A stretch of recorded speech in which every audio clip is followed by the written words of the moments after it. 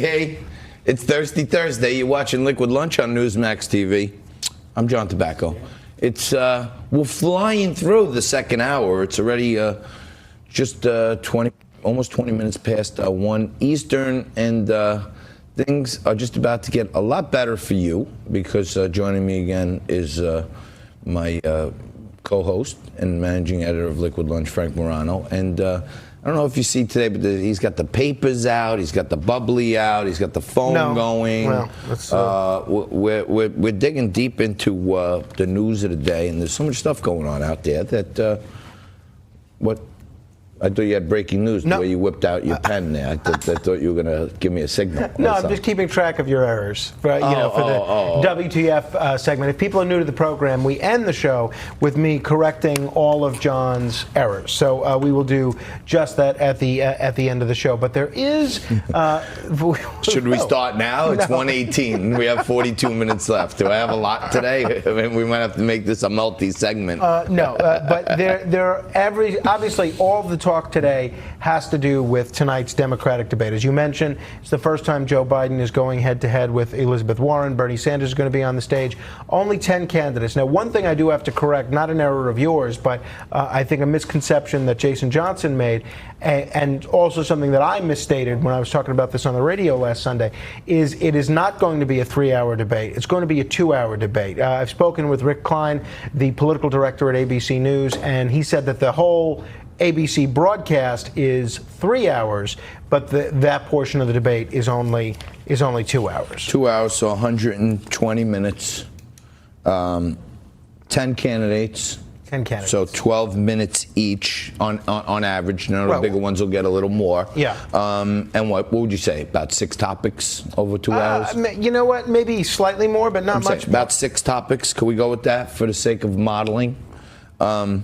So each candidate's going to have 2 minutes on each topic to tell you their great new plan and why you should vote for them, basically, right? That's my understanding. It's ridiculous. Yeah. You get a minute and then a minute for rebuttal. It's like you're boiling it down to like they call it an elevator pitch. Like, you know, for entrepreneurs and business people, like if you got your big idea going, and you get into an elevator and you're with Mark Cuban, holy mackerel, it's Mark Cuban.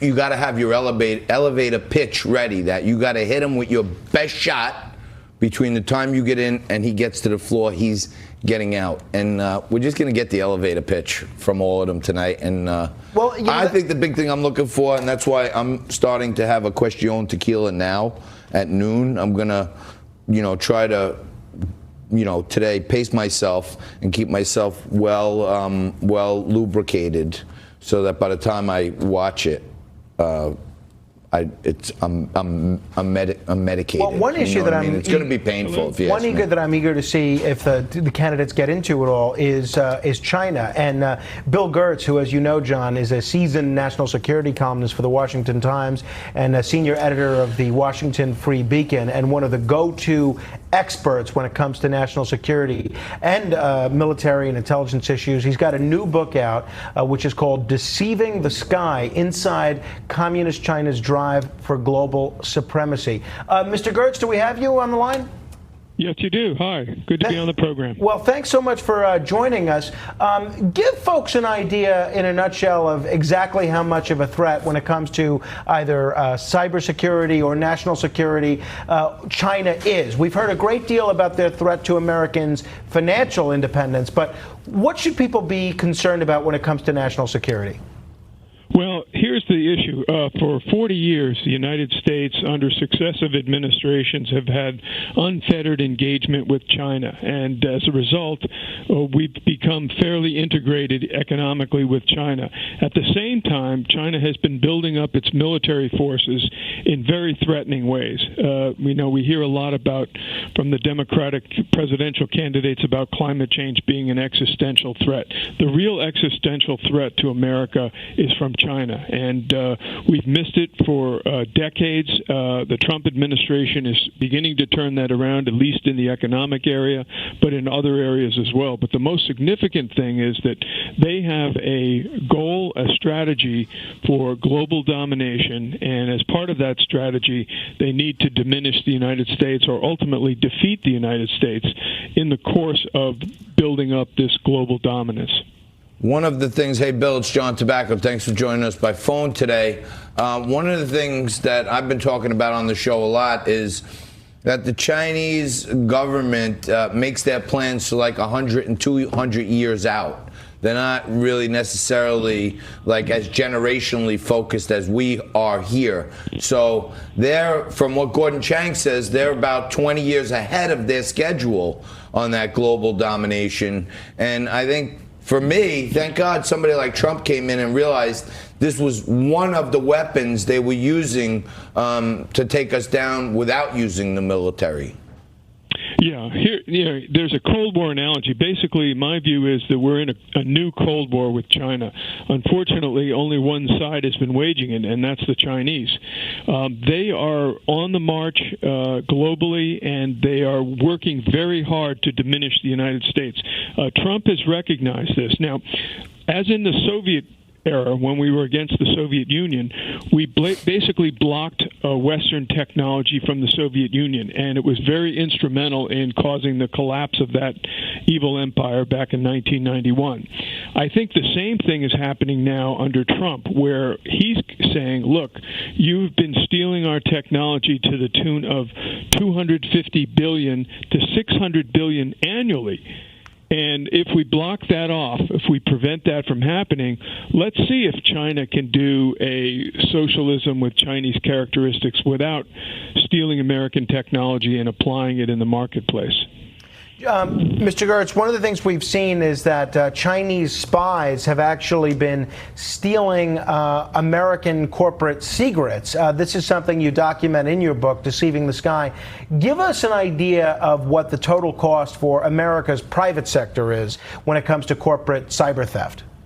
Well, it's been huge. I mean, it's not just the civilian side. They've ripped off Google. They've ripped off Boeing.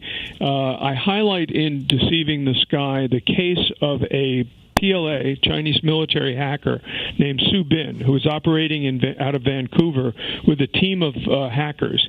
And this is like a classic example. For the cost of about $10,000 to $15,000, they were able to steal $3.5 billion in American defense technology on the C-17 transport. Not only did they steal this technology, but they actually put it to use, and they built their own Y-20 transport, which looks very similar.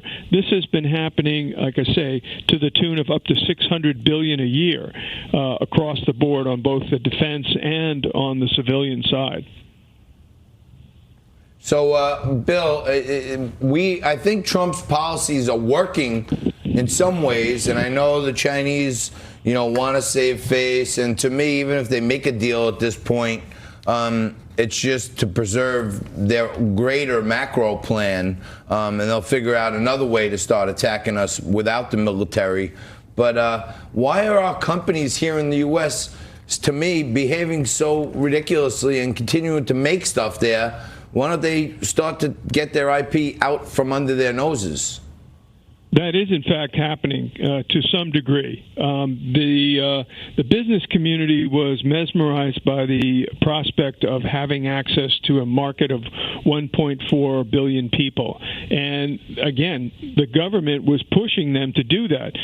Now Trump is saying, wait a minute, this was not such a good idea. If you go to business, if you do business in China, they're going to force you to turn over your proprietary intellectual property.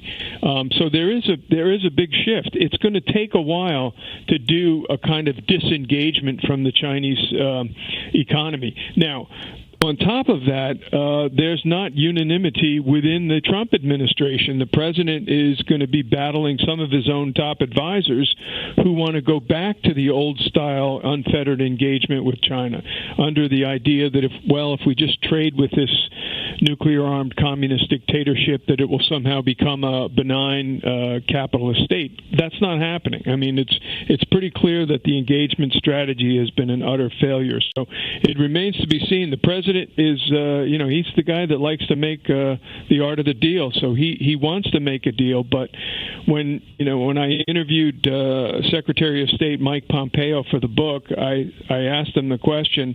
Well, the big question is, will China abide by any agreement that it makes? Because the history is not good. The Chinese have not abided by any of their agreements with the United States. Right. I want to thank Bill Gertz, national security expert, for joining us by phone today on Liquid Lunch. And you heard it there. They're still coming at us every way they can. We're coming at you after this quick break, right after this.